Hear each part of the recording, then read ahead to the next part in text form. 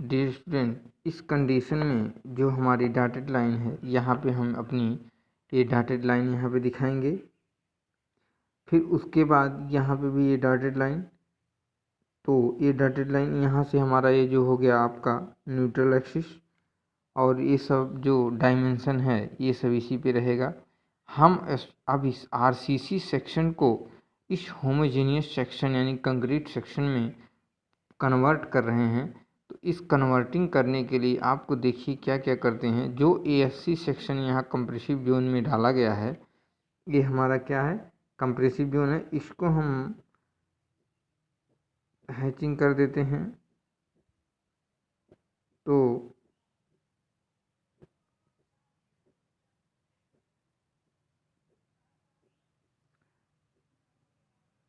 इस सेक्शन में हम इसको कन्वर्ट कर देते हैं। फिर यहाँ से जो हमारा ये पॉइंट यहाँ पे पार्टिसिपेट करता है, यहाँ पे आके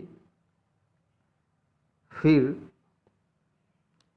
एक खाली जगह जो हमारी बची है, इस खाली जगह को जब इसके बदले इस यहाँ पे हम कंक्रीट डालेंगे, तो इस कंक्रीट स्टील की जगह इस कंक्रीट की वैल्यू क्या हो जाएगी, 1.5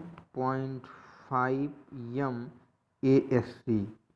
इसका वैल्यू ये कंक्रीट की वैल्यू हो जाएगी। उसके बाद यहाँ पे एक मोमेंट लगेगा। यहाँ पे मोमेंट जो लग रहा है वो यहाँ से यहाँ तक की दूरी क्या है, पूरी x है। और मोमेंट क्या लगेगा इसके सेंटर पे, तो इसके सेंटर पे मोमेंट लगने के लिए, मोमेंट आप जानते हैं सेंटर पे ही लगता है, तो XA/2 हो जाएगा। तो XA/XA क्या है, डेप्थ ऑफ न्यूट्रल एक्सिस, तो XA/2 हो जाएगा यहाँ पे। फिर उसके बाद हम इस पोर्शन में आते हैं। इस स्टील को भी हम क्या करेंगे, टेंशन जोन में कन्वर्ट करेंगे। इस टेंशन जोन में कुछ नहीं होता, केवल हम क्या करते हैं, जो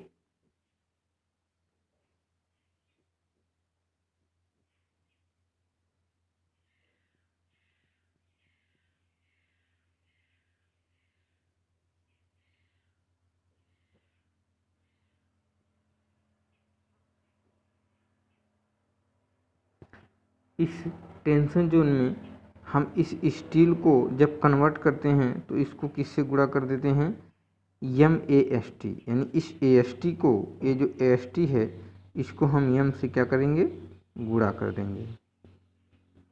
तो हमारा ये क्या हो जाएगा, कंक्रीट बन जाएगी।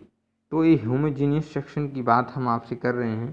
तो इस होमोजेनियस सेक्शन की बात जब करते हैं तो यहाँ पे हमारा ये सेक्शन जो होमोजेनियस सेक्शन आ जाएगा।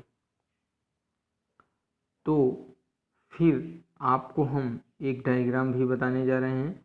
इस डायग्राम में स्ट्रेस डायग्राम होता है, और ये जो स्ट्रेस डायग्राम हम बनाने जा रहे हैं, ये स्ट्रेस डायग्राम केवल किसके लिए होता है, कंक्रीट के लिए। तो हमारा ये स्ट्रेस डायग्राम हम यहाँ खींचते हैं, यहाँ पे इस कंक्रीट के अकॉर्डिंग यहाँ पे हम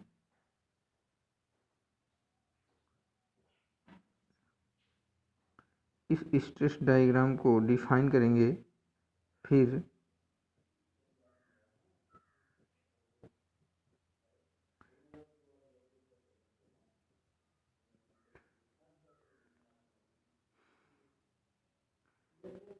यहाँ पे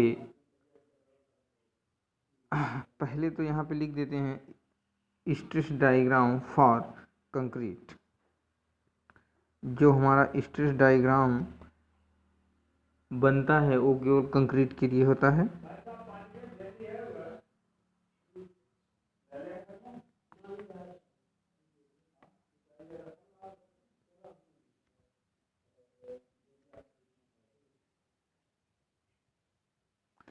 स्ट्रेस डायग्राम फॉर कंक्रीट के लिए होता है। यहाँ पे जो संपीड़न जोन है और यहाँ पे टेंशन जोन, संपीड़न जोन में हमारा प्रतिबल क्या लगेगा, CA, और टेंशन जोन में क्या प्रतिबल लगेगा, TA। लेकिन इस TA को जब हम कंक्रीट सेक्शन में कन्वर्ट करते हैं तो TA/M हो जाता है। तो ये TA/M जो हो जाएगा, इस कंक्रीट सेक्शन को TA/m कर देते हैं, तो इस तरह से हम एक हमारा यहाँ पे ट्रेंगुलर सेक्शन हो गया। इस ट्रेंगुलर सेक्शन में यहाँ से यहाँ तक की दूरी हम जानते हैं XA है, लेकिन जब हमारा मूवमेंट लगेगा तो सेंटर ऑफ ग्रेविटी यहाँ तक इस दूरी को आपको XA/3 हो जाएगी। होता है जब आप लेते हैं दूरी तो XA/3 हो जाता है। और एक मान लीजिए यहाँ पे स्ट्रेस लग रहा है, इस पोजीशन पे यहाँ पे एक स्ट्रेस लग रहा है जो C1 है, और यहाँ इस सेंटर पे CA कार्य कर रहा है, और एक यहाँ पे C2, मान लीजिए कोई C2 स्ट्रेस कार्य कर रहा है। तो इसके लिए हम आपको पूरे एरिया का डिफाइन करते हैं, और पूरी एरिया को डिफाइन करने के बाद हम आपको ले चलते हैं moment of area of compressive zone. पहले हम न्यूट्रल एक्सिस से इसके कंप्रेसिव जोन का मोमेंट ऑफ एरिया निकालते हैं, फिर टेंशन जोन का मोमेंट ऑफ एरिया निकालेंगे। आइए हम देखते हैं कि मोमेंट ऑफ एरिया इस कंप्रेसिव जोन का इस प्रकार से निकालते हैं।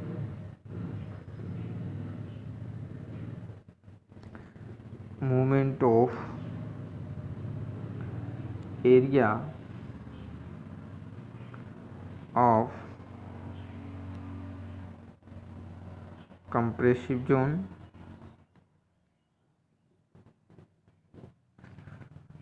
सेक्शन लिख दीजिए। तो मोमेंट ऑफ एरिया जो कंप्रेसिव सेक्शन की बात हम आपसे करते हैं, इस मोमेंट ऑफ एरिया के कंप्रेसिव सेक्शन के लिए हम थोड़ी सी आपको बात कर लेते हैं कि हम जब मोमेंट ऑफ एरिया निकालेंगे तो आप जानते ही हैं कि मोमेंट ऑफ एरिया किसी भी एरिया का क्षेत्रफल और उसकी दूरी के गुणनफल के बराबर होता है। तो इस सेक्शन में हम यहाँ से अभी हम कंप्रेसिव सेक्शन की बात करेंगे, यहाँ से लेके सिर्फ यहाँ तक। तो इस सेक्शन में यहाँ पे आ जाइए। इस सेक्शन में ये दूरी हम जब बात करते हैं पहले पूरे पार्ट की, तो यहाँ पे B हो गया, और पूरी दूरी क्या हो गई XA हो गया। पूरी होल बॉडी का क्या हो गया हमारा क्षेत्रफल हो गया। और क्षेत्रफल होने के बाद फिर उसके बाद हम दूरी भी लेंगे। दूरी कितनी है हमारी XA/2, यहाँ से XA/2, यहाँ से आधी दूरी ये भी XA/2 हो जाएगी, ये भी x/2 ठीक ना। तो हम पहले होल बॉडी का कंप्रेसिव जोन का जब मोमेंट ऑफ एरिया निकालेंगे तो XA/2 हो जाएगी। ये पॉइंट आप समझ लिए। B XA, ये तो देखिए क्षेत्रफल हो गया, B और XA दोनों का क्षेत्रफल हो गया, और फिर XA/2 मूवमेंट हो जाएगा इंटू XA/2 हो गया। अब हम अभी हमारा ये जो स्टील एरिया है इसका भी तो क्षेत्रफल निकालना है। इस स्टील एरिया को क्षेत्रफल निकाल देंगे क्योंकि हम कंक्रीट पे मूवमेंट ले रहे हैं। तो इसके क्षेत्रफल को निकालने के लिए हम क्या करेंगे, ASC, मान लीजिए इसका पूरा क्या है ASC माइनस ASC, और इसकी जो है इसकी मोटाई कितनी है, मान लीजिए ASC तो ये हो गया, और इसकी XA माइनस DC। इसको यहाँ से हम अगर हम मान लीजिए पूरी क्या है XA है पूरी टोटल, और ये DC है, ठीक। तो इस खाली एरिया को इसमें से क्या करेंगे, घटा देंगे। तो एक खाली एरिया हमारी क्या हो जाएगी XA माइनस DC।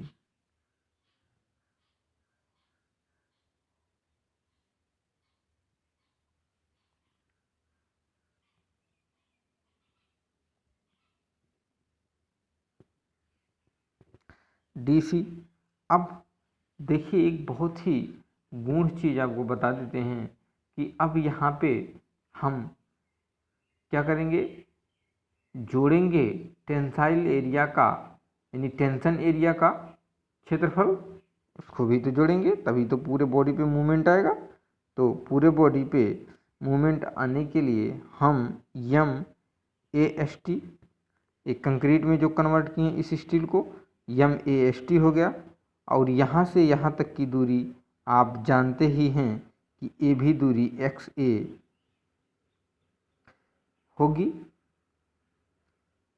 पूरी दूरी कितनी होगी?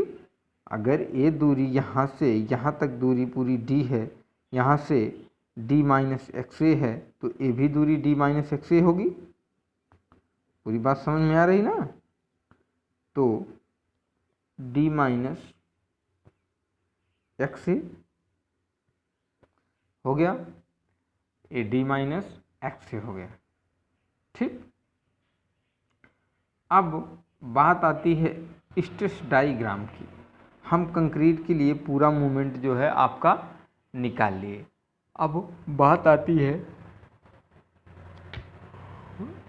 कि स्ट्रेस डायग्राम में जो हमारा स्ट्रेस किस प्रकार से डिफाइन करेंगे। तो स्ट्रेस डिफाइन करने के लिए हम क्या करते हैं,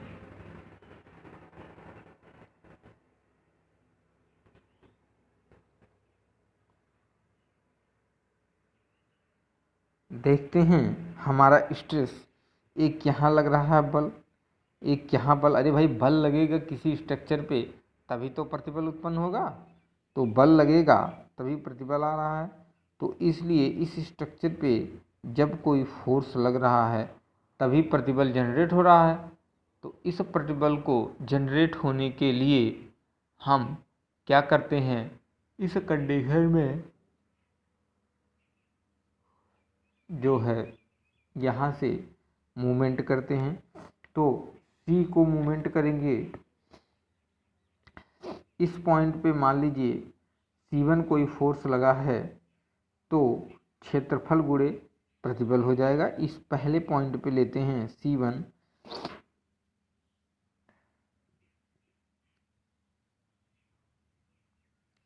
यहाँ लिखते हैं स्ट्रेस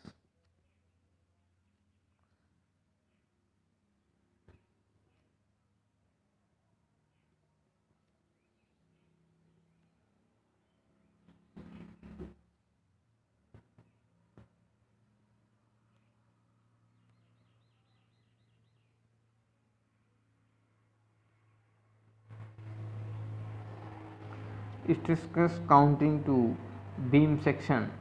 तो C1 में b x a c a by 2 करते हैं।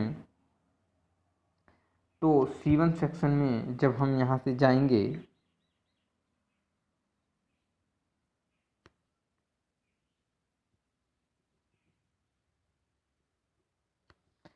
C1 section